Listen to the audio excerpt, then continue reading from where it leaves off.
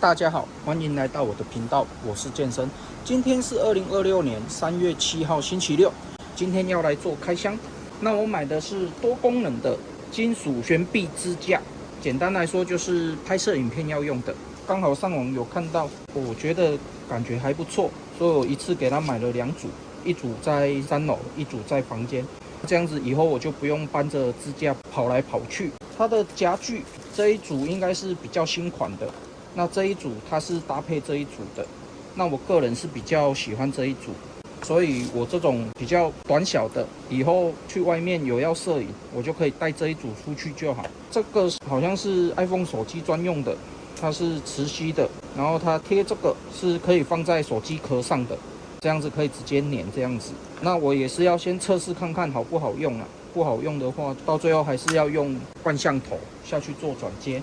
這一組整體質感，我個人覺得非常不錯，整組都是金屬的。這種夾具它有好幾種可以鎖的規格，比如說這一個，它也可以鎖這一種比較大的。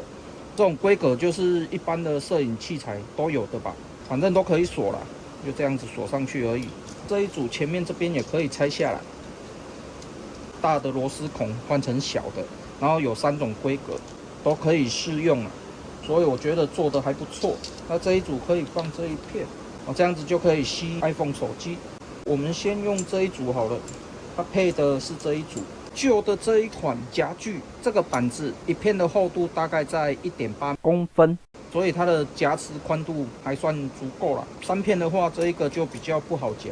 這一個的話，前面有一個可以調整角度的，但是它3片的話就夾不上去了。最多我們就是2片多一點而已，這樣子就可以夾得非常緊。這一個就沒有角度的，這一種大部分是在夾圓管的啦。支架這邊我已經夾好了，可以調整各種角度。夾持的話，震動一定是會有的啦。不過目前看起來夾持的效果，我個人是覺得還不錯。這個一組的重量也不會很重，大概只有526克左右而已。所以還蠻輕的，就算出門帶這一組的話，還 OK 啦，也不會太重。那我這邊分別用2個不同的夾具下去夾，比較新款的這一個，感覺它的夾持力比較沒有那麼足夠，可能是因為它前面設計這個的關係。我這邊已經是鎖到很緊了，稍微動一下，它這邊還是會動。舊款的這一款就稍微比較好一點，我們在搖晃的時候，它夾持的部分還是夾得很緊的。它這邊是沒有間隙的嘛，它是一體的夾具。那我這邊把前面這一個擋片，不用擋片做夾持的話，它的效果還是一樣，它會有一點點比較容易晃動的感覺。這一個就不會，這一個夾的真的蠻緊的。所以新款的不一定比較好啦，舊款的這一個反而夾得更緊，這一點就給各位參考一下。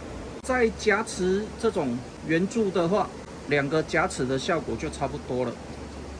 都是蠻緊固的。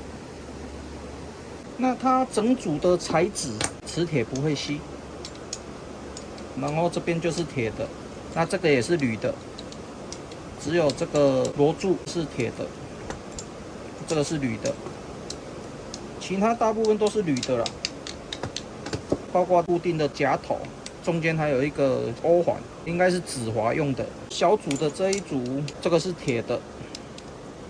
它的固定的這邊有一個彈簧，在安裝的時候記得裝上去。大的這一組就沒有彈簧，但是它做了一個防脫的設計，轉到底它不會掉下來。2組的差異大概是這樣子吧，各有優缺點啊。它鎖緊的這個設計我覺得還不錯，蠻好施力的。這個也可以直接夾持一般的相機，那我是直接把它夾在我上面這個板子上。那我們也可以將這一組比較小的夾持配件拆下來，然後裝到夾持手機的配件上，這樣子我們就可以夾持相機，也可以夾持手機，這樣子相機的角度反而更好調整。這個方法也不錯啦，剛才突然間想到的。那用手機拍攝的話，以後就可以拍到整個桌面。以後可能都會用手機做拍攝，因為手機它的拍攝的角度比較廣。因為我是有用皮套。它只要有用皮套以後，它的磁吸效果不會很好。有沒有？它幾乎吸不住，它稍微一晃就掉下來了。那如果我們直接用這樣子粘的話，它效果其實還是可以的。那如果我們的手機有外殼的話，要用磁吸的部分，看來只能夠粘在外面這邊，粘在這個位置。好，那這樣應該就可以用磁吸的。哦，還蠻緊的。OK， 那看會不會影響到？還可以。OK 啦，那就先這樣子使用看看。如果要用手機拍攝的話，磁吸的部分這樣還是可以的。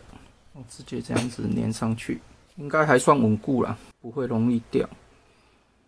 OK， 這樣應該就可以了。那我這一篇懸臂支架的開箱分享影片就分享到這邊為止。那如果你喜歡我的影片的話，敬請訂閱和分享，謝謝。